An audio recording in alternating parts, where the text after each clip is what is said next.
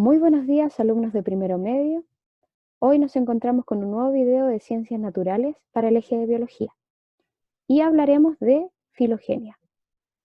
La filogenia es la parte de la biología que estudia las relaciones evolutivas que se dan entre las especies a través de comparaciones de secuencias de ADN, de proteínas, de fósiles. Se genera una información precisa para un análisis. El objetivo que tiene la filogenia es trazar la relación que existe entre un ancestro y sus descendientes, haciendo una reconstrucción de aquellos rasgos homólogos que deriven directamente de un ancestro común, que se compartan con él. Pueden existir caracteres homólogos morfológicos o caracteres homólogos genéticos. Aquellos que son morfológicos se observan a simple vista. Puede ser, por ejemplo, presencia de plumas, presencia de pelo o ausencia de estos mismos, o incluso la presencia de cuatro extremidades o el origen de cuatro extremidades. Pueden ser también caracteres homólogos los genéticos, cuando se comparten secuencias de ADN o proteínas. El árbol filogenético es la representación gráfica de estas relaciones evolutivas, que se pueden dar entre grupos de organismos, entre especies o entre genes, y que vienen de un ancestro común. Aquí observamos dos árboles filogenéticos. Uno de ellos agrupa distintas especies de planta, en donde reconocemos a los helechos y los girasoles, y el otro que agrupa a distintos organismos, en donde reconocemos, por ejemplo, al humano y al chimpancé. Ambos presentan ancestros comunes que van dando origen a distintas especies y que a través del tiempo estas distintas especies van adquiriendo algunas características para ir diferenciando a los organismos que presentan dentro de estos árboles filogenéticos. El análisis filogenético se basa en la comparación de secuencias moleculares que se obtienen desde bases genéticas y que se relacionan a través de programas computacionales. Estos programas computacionales analizan los cambios que van teniendo las secuencias de ADN a través del tiempo y que se deben a mutaciones que surgen de manera aleatoria. Si yo estoy relacionando o queriendo relacionar dos o más especies, tengo sus secuencias genéticas y veo que ellas difieren, cuanto mayor sea una diferencia en estas secuencias, mayor será la distancia evolutiva que existe entre ellas. Dentro de nuestra información genética, de nuestro ADN, tenemos la presencia de bases nitrogenadas que se componen de las letras A, C, T, G. Adenina, citosina, timina y guanina. Por así decirlo, son los cimientos de nuestra información genética. Los cimientos de nuestros nucleótidos, que también están compuestos por un grupo fosfato y por un azúcar, un carbohidrato, que en este caso es la desoxirribosa. Pero centrémonos en estas cuatro letras. Las bases nitrogenadas se reconocen dentro de nuestra secuencia de ADN, que está compuesta por una doble hebra, y que podemos ver, por ejemplo, en la imagen que se adjunta en esta diapositiva. El ancestro común puede tener una secuencia de ADN compuesta por las siguientes letras: C, A, A, T, T, T, A, T, C, G. Si ese ancestro común a través del tiempo va teniendo mutaciones en esta secuencia, se le van adhiriendo otros nucleótidos, otras bases nitrogenadas, o van cambiando unas por otras, podemos ver que después de 25 millones de años se le agregó una G, o incluso una de las bases nitrogenadas cambió por otra. Estos cambios, que se mantuvieron por 25 millones de años, hicieron que el ancestro común cambiase o diese origen a dos especies diferentes. Si avanzamos a través del tiempo y vemos que después de 50 millones de años, siguen surgiendo mutaciones a través del tiempo, puede que cada una de estas especies que se originó a partir de un ancestro común pueda seguir cambiando y dar origen a otras especies nuevas, pero que comparten algunos rasgos similares. Algunas de las metodologías que ocupan estos programas computacionales para dar origen a los árboles filogenéticos son la máxima verosimilitud y la inferencia bayesiana. La máxima verosimilitud estima el árbol más probable de acuerdo a la información con la que se tiene. Y la inferencia bayesiana toma todos estos datos, construye un árbol e indica la probabilidad de su construcción. Además, agrupa todos los árboles posibles y construye de esos uno. La más exacta de estas dos es la inferencia bayesiana. Veamos en la siguiente imagen. De esta base de datos que se basa en la información genética de una especie X, se puede obtener árboles filogenéticos, ya sea por un método u otro. Si utilizo la máxima verosimilitud, voy a tener un árbol filogenético en donde voy a encontrar valores en sus ramas de 0 a 100, siendo los más exactos a partir de un 50%. Por eso veo distintos números sobre las ramas. En cambio, la inferencia bayesiana, que les acabo de decir que es un poco más certera, construye árboles, pero solo me da a conocer el árbol con mayor certeza en sus ramas. Aquellos que tengan de un 0,95 hacia arriba son los más certeros. La inferencia bayesiana solo toma valores entre 0 y 1. Por lo tanto, casi siempre muestra valores de 0,95 hacia arriba o 0,90, lo que me da una exactitud bastante mayor comparado con la máxima verosimilitud. Un árbol filogenético tiene obviamente una representación o tiene partes. Siempre voy a encontrar una raíz que habla de un ancestro común de todos los descendientes, una rama que relaciona a su ancestro con el descendiente y un nodo que es un evento de especiación en donde un ancestro dio origen a través de cambios a descendientes. El largo de las ramas también indica una característica.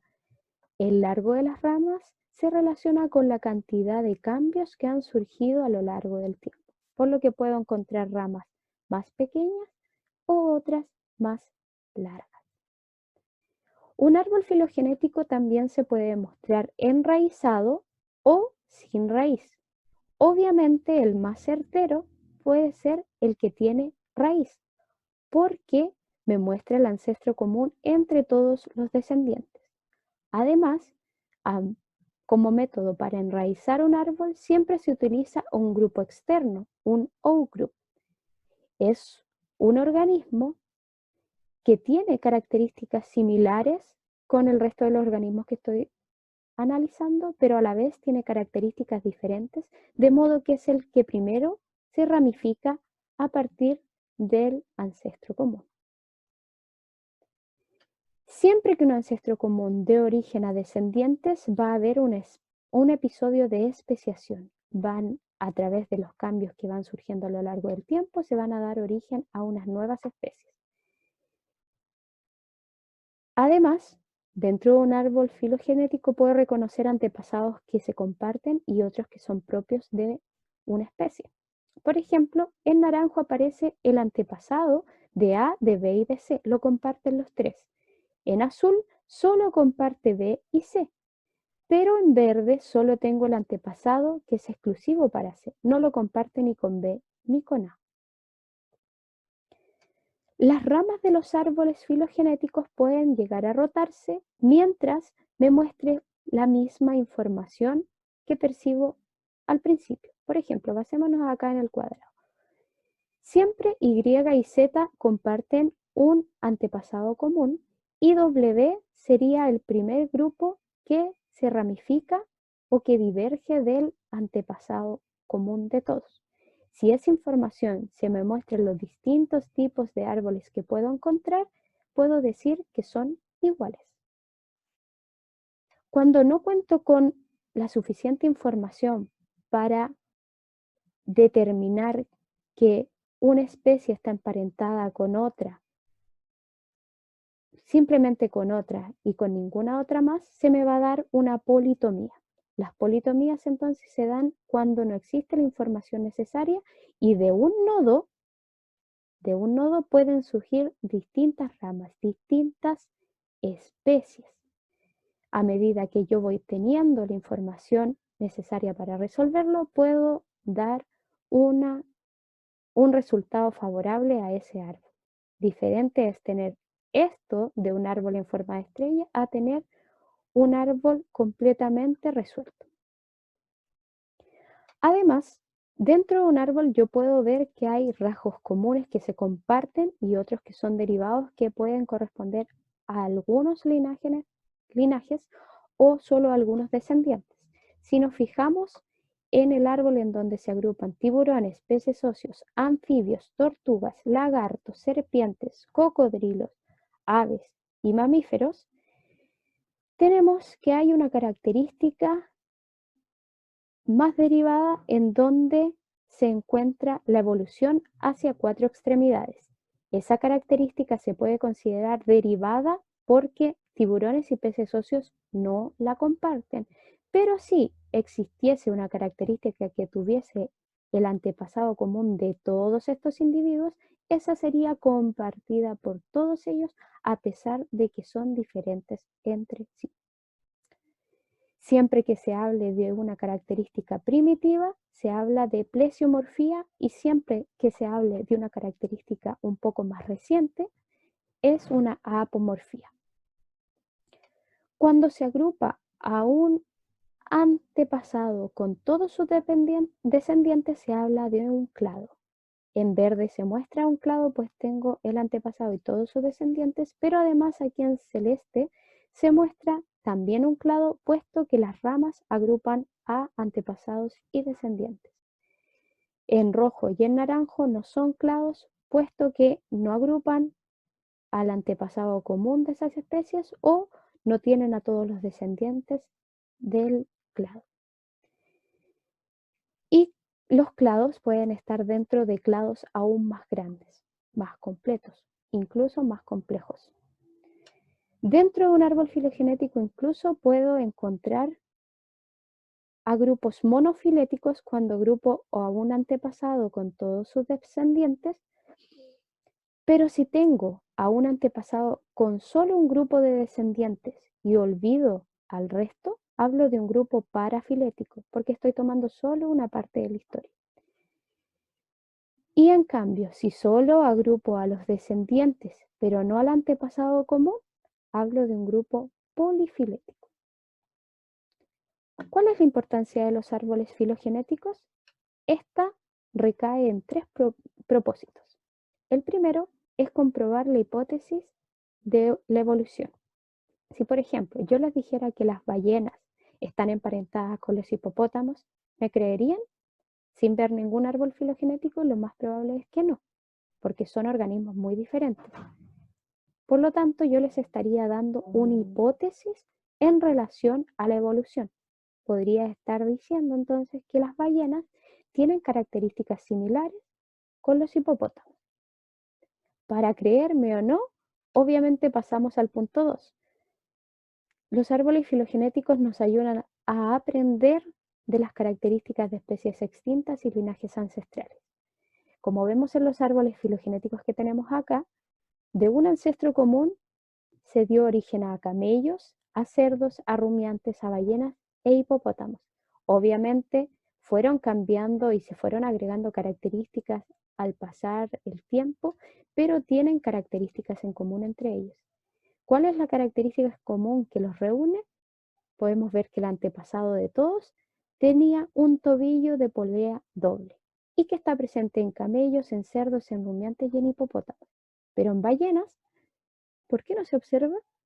En realidad, si observamos la imagen de más abajo, tenemos tobillos de poleas dobles en ballenas, pero ya extintas. Por lo tanto, antes de las ballenas que hoy conocemos, sí existían estos tobillos en doble polea y sí se relacionaban en mayor medida con camellos, cerdos, rumiantes y hipopótamos. Por lo tanto, además de comprobar una hipótesis en donde yo les decía que las ballenas estaban emparentadas con los hipopótamos, también estoy aprendiendo de características de especies extintas y linajes ancestrales. Además, los árboles filogenéticos me ayudan a clasificar organismos según características que se heredaron de un ancestro común, como podemos ver en la siguiente diapositiva. En este árbol filogenético tenemos organismos tan diferentes como el atún, la lagartija, el canguro, la ardilla, el cercopiteco, el orangután y el humano. Y vemos que a lo largo del tiempo se fueron adquiriendo distintas características hasta incluirlas, por ejemplo, en un cuadro resumen en donde se pueden visualizar de mejor forma. Podemos ver que el humano cuenta con todas estas características que han ido evolucionando y adquiriéndose a lo largo del tiempo en distintas especies y que el humano está más emparentado directamente con el orangután. El orangután, la única característica que no posee de todas ellas es la mandíbula con mentón. Por lo tanto, es el más emparentado con el humano. Pero el humano de igual forma está emparentado con el atún, pero en menor medida. Solo comparten la característica de cráneo. Así podemos ir sacando algunas conclusiones, que a pesar de parecer muy diferentes a algunos organismos, sí tienen algunas características similares o hay un análisis filogenético en este caso no es molecular, sino que es morfológico, puede darse una similitud o una mayor diferencia entre ellos. Ahora observemos el siguiente árbol filogenético. Si yo les preguntase, ¿cuál es el organismo menos emparentado con aves y cocodrilos? Seguramente algunos podrían decirme que quizás los dipnoos o los quelonios, los mamíferos. Sí, ellos sí están más alejados de aves y cocodrilos, pero el menos emparentado o el más alejado filogenéticamente hablando son los actinistias. ¿Por qué? Recuerden que es el primero que diverge, el primero que se ramifica a partir de un ancestro común. El ancestro común para todos estos organismos son los sarcopterigios, pero el menos emparentado para aves y cocodrilos son los actinistias. Los más emparentados son estos de acá, los escamosos y los esfenodontes.